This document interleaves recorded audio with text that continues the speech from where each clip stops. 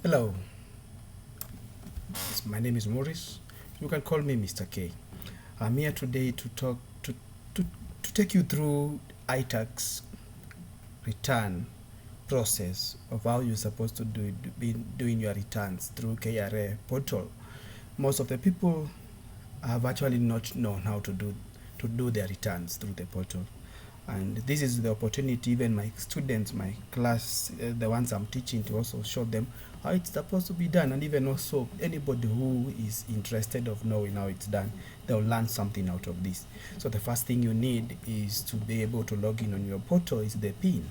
So, and then you just also need the password for your portal. To access the portal, you go to itax.kra.go.ke/KRA portal. KRA-portal. You'll be able to get to the login page. So that you go there and get your passwords and your PIN. You continue, you do this mathematics, iko hapa kidogo, and this you get is a 66. Then you log in. Once you log in, very fast, there is nothing else you need to do so much about this. You just go to e-returns. The e-returns, you click on that e-return, and then you select. I've already done my returns for this year, but this one is just to elaborate. Then you go and select resident return. If you're non-resident, click non-resident. You can also do returns for the students who are like people who are doing nil return. Doing a nil return here is what you're supposed to. For me, if I click on it, it's not going to work because I'm not able to do nil returns. But for students, people who have KRA PIN but they don't have any job, they have not been able to get a job, but you have a PIN, please make sure you file your nil returns each and every time. So for the people who are working, this is for people who are actually getting an income tax, not anything else. You are just you yourself. You don't even have a wife. You don't even have a mortgage. You don't have any other kind of business. It's just you. This is just for you. If there is any other kind of other tax returns which are supposed to be done, then I'll come and elaborate about them later. So you select income tax resident, click next. Obviously me, I've already done mine. So you read between these very first 1 2 3 4 5, but the first thing you need to click is to download the Excel sheet. This is a resident individual form. You click on it like that, click on it, and then it's downloaded. It's going to be downloaded on your maybe where your downloads. It comes out as a zipped file. So it's always good to unzip it. Or what you need to do, you can go and get inside, copy it, and then you paste it on where it's not zipped. So here it is not zipped. You can get rid of the zipped folder. Then you double click on it. It opens. You can see it has all this information, but it has this error, the error of there's a macros. This is brought because this spreadsheet was designed in old times when there was Windows Office 03 2003 to 2007. How about today we have Office 2023, we have Office 365. It's not compatible with this. So what do you do? The best thing is to, because the macros are the issues here, and even if you go and check the macros whether they're enabled, you go to options, and then you go to the trust center, go to the trust center setting, and then you click here on the macro setting. You find they are all enabled, everything is enabled. So you keep on wondering, why is it saying this? So the best option is what? Is to go and save this file with the with option that is going to enable the macros. So you go file, then you go and save as, then you click on here, you see this one, you change this one to enable macro, Excel macro enabled workbook. You click on that, then you save. So that is going to save a spreadsheet which has enabled macro and with the compatibility mode. Close that, and you find it is the one which is down here. The one which had open is the one which is up. You can see this is about 97 2003. I don't know why the KRA use, actually they are giving us very old versions like this. And here we have Microsoft Excel macro enabled worksheet. double click on that. Now this one, it doesn't bring an error, and you can see please do not copy and paste any values on this workbook. Good. Here it is now enabled. Macros are enabled. They're working. So the first thing you need is the pin. You go ahead and type your pin there. This is you have to type it. You can't copy. I'm going to type a sample pin because that is just a sample pin. It's not actually my pin. And then returns. These are, you choose original because this is the first time you are doing it. Then returns from which day? 01/01/2023. Remember these are for last year. Then you wait for it to save. Then you go the 31/12/2023. So these are you go reading. These are the things which they don't make sense. Please do not bother about them. You are doing an income. You don't have anything else, just income. So you look at mortgage, nothing, but you come down here now, row number 13. Do you have insurance policy? Yes, every employee has an insurance policy, which is NHIF. NHIF is your insurance policy. So you go and say yes, you enable this option. Click there. Where is it? It's here. You enable that policy, say yes, I have insurance policy, and you can see the worksheet has been enabled for insurance. So after that, there's nothing else you need to worry about. Don't worry about wife, which you don't have a wife. Don't worry about tenant details. You don't even have houses that you are renting. Don't worry about anything. Just go next to employment income. You come next to the employment income here, and then here you're going to say the PIN for your employer. Remember, where are you going to get this information from? You need a P9. A P9 is a form that has a detailed summary of, you can call it detailed form of your taxes and your income over the year. It is issued by your employer. Everybody who is working, they know they get a P9 at end of the year, and that's what we use to do our tax returns. So here you need the PIN of your employer. I'm just going to put any kind of PIN. I can say P00079350447K. Just any, then you type. Okay, I think there's something which I put there which is not correct. So yeah, I removed one digit. Then you can type your employer email. Let's just say Daystar University. Then the gross pay, where you can get this information from. I have sample P9s here. Sample P9s. These are sample P9s. These are samples. They don't belong to anybody. It's just calculated P9s. Now, when you have your P9 like this is your P9. What do you do with it? The first thing you need is to master the columns. The columns are very important. You need to master the columns. The columns for basic pay, the benefits, if you have benefits, gross pay.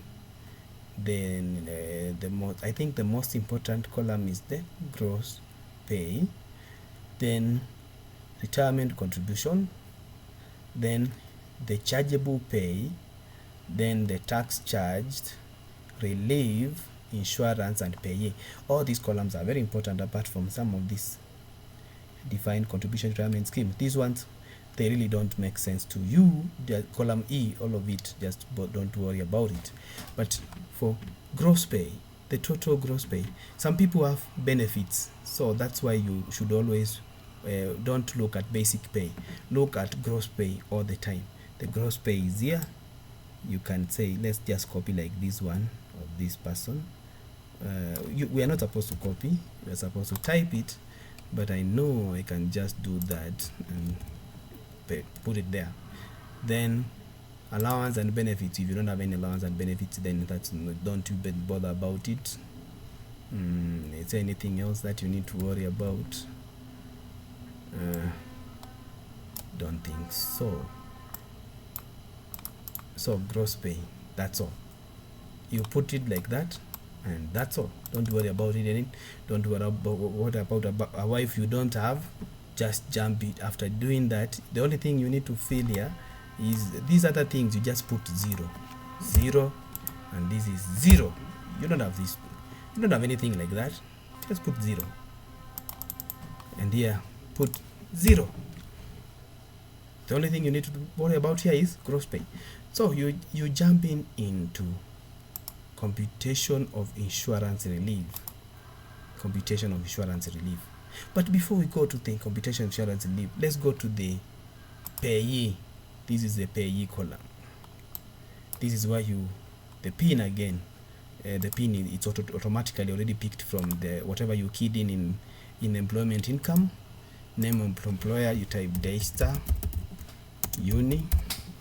Don't worry, these are just sampling taxable salary. Now, under taxable salary, this is where you come to your P9 again, and you look at this column, chargeable pay. This is where written chargeable pay. This number is the same as total chargeable pay. Down here is the same thing. This number here should be the same as this here. So you come, you copy this, and you copy that, and you go to paste it there. Taxable salary. Then you say after that you are asked tax payable on taxable salary. Tax payable on taxable salary. You come down here, tax charged. You say, you copy that, tax charged. Then you go back again and you paste it. I can paste it because I know way around, but you're supposed to type it. Then amount of tax deducted. You can see there is tax payable on taxable salary, and then there's amount of tax deducted. So you go back again and you look at this column, payee. Oh, this column total, it's equivalent to whatever is here. They are supposed to be equivalent. So you can copy this number. It's the same number you can see here. You can copy this number. You copy that, or you go and type it. Remember, if you paste it there, you can paste it there. You can see. So you can see the amount of tax payable or refunded. You get a number there. Don't worry about that number. Now, let's go back to the insurance relief. Remember, this insurance relief was enabled the moment we enabled this option here. Remember, when you enable this, do you have insurance policy? The moment you enable it, this was enabled. Now, everybody has insurance policy. And the one thing you're supposed to find out is your insurance policy is NHIF. And that's what they need here. It's nothing else. And you need to look at your payroll and find out how much does your NHIF deduct. How much deduction goes to NHIF? How much? So every month there is a deduction that goes to NHIF, especially from last year. I know from my payslip it was 1,700. Some people I know it's about 1,200. Other people depends. But I think the majority are getting 1,700. I know it will change immediately when this government, which is in this one for Zakayo, they are going to introduce this percentage for insurance, NHIF insurance. Nowadays they are calling it something else. I don't even know. So from this year, when you are filing tax for the next year, for this year, the numbers will not be the same. 1,700 it will be different because now they are applying percentage from July. So PIN for the insurance, you go online and look for PIN for NHIF PIN and NHIF KRA PIN. I'm very sure it's very much, it must be online somewhere. I don't know, but it must be online somewhere. But I'm not sure why, because you need that pin for KRA pin for NHIF KRA pin. Where is it? Do they have it somewhere here? this document. Not sure whether we can find an HIF.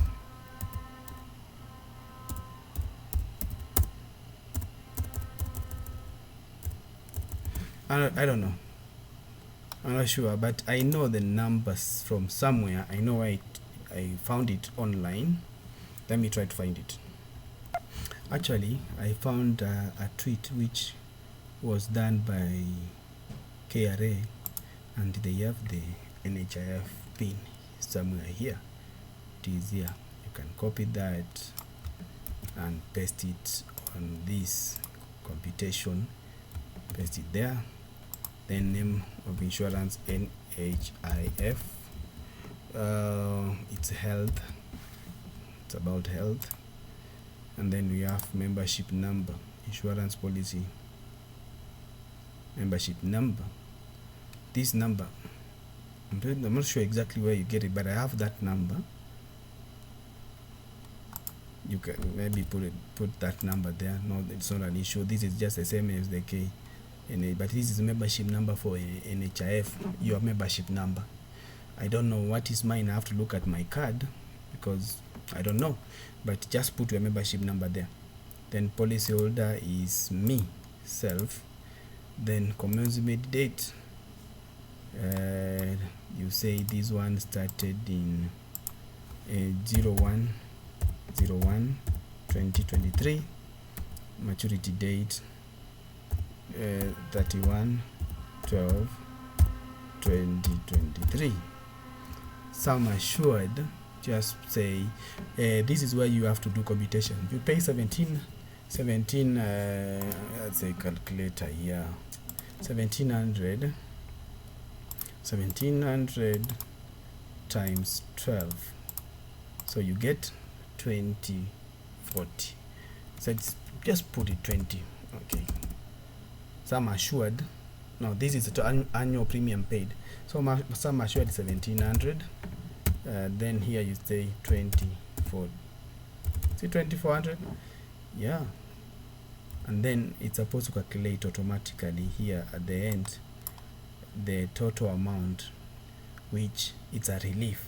If this number does not match the number which is on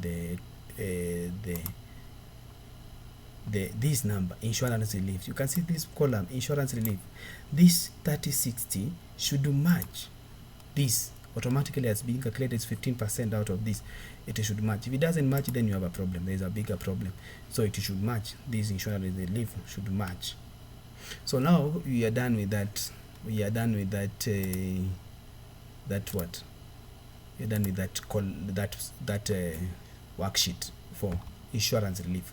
Now we jump here. There is nothing to fill. This is payment credit. You don't have anything here to do. Just jump to tax computation at the end.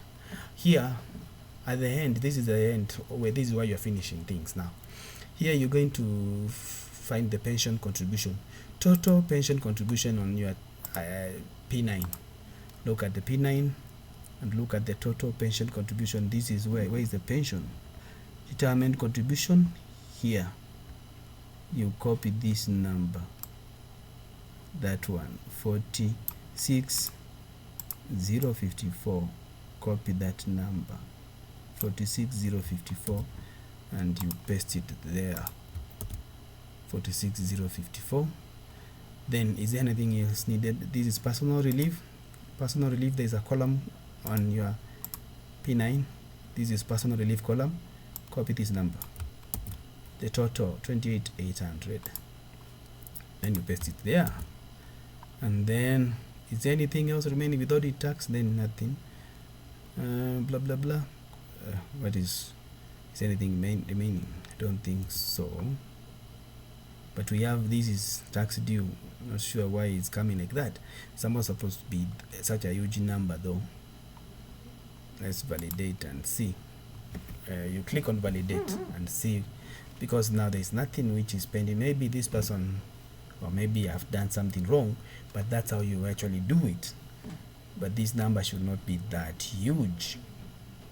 Let's validate and see.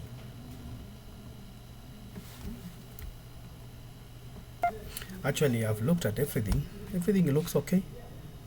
Everything looks just okay. Maybe this is just the amount which tax due.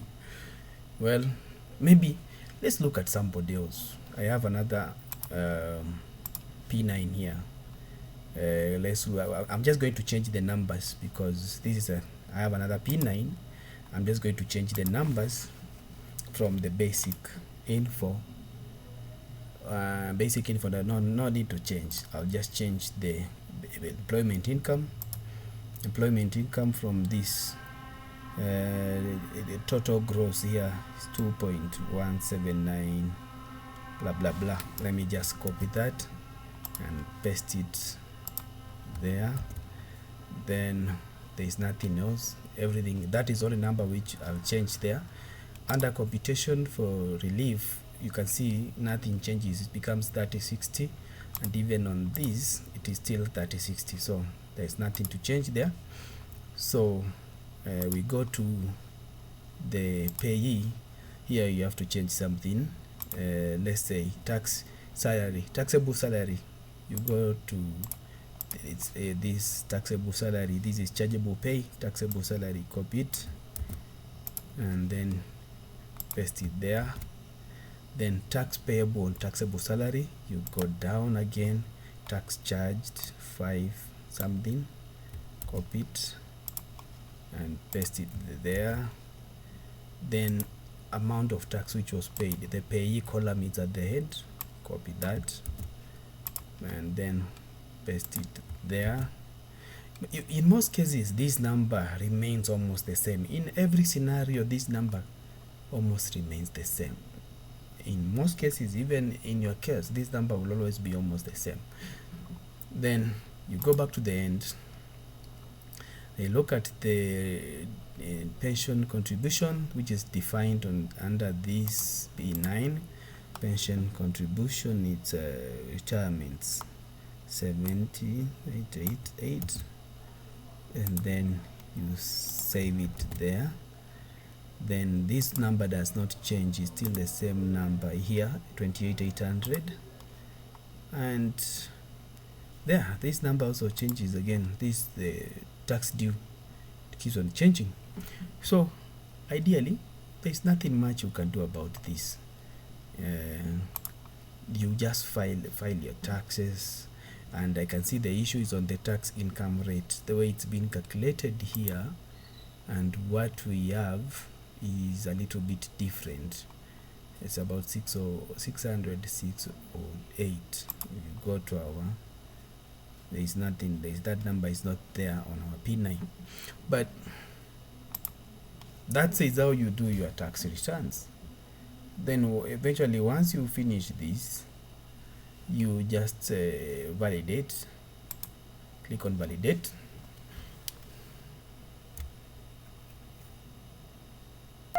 And then you'll get this message after validation is done. So sheets are ready to be uploaded. You want to let you say yes. If there is an error, definitely if there is an error, you'll be able to be taken back and see which errors they were. This number should not worry you, because these P9s, I came up with them calculation. I tried to calculate to my best knowledge, try to calculate all this and put new figures, try to calculate them again. But as you can see, I did not do the best work, because then the figures are not really tallying very well. But that is actually, once you get that, you go back and upload it back on the Itax. Go back and you go and choose the file where it has gone. In most cases, it is going to go to the documents.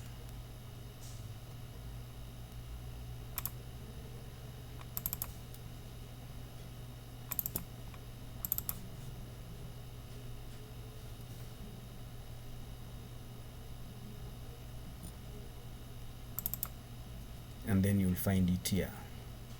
It is here. This is the one you're supposed to go and click upload, open, and then it's going to be uploaded there. You can see mine have already uploaded, so this is it comes in as amended. So I'm not going to submit something which is just a tutorial. So, and there you go, you have finished filing your tax. Thank you very much.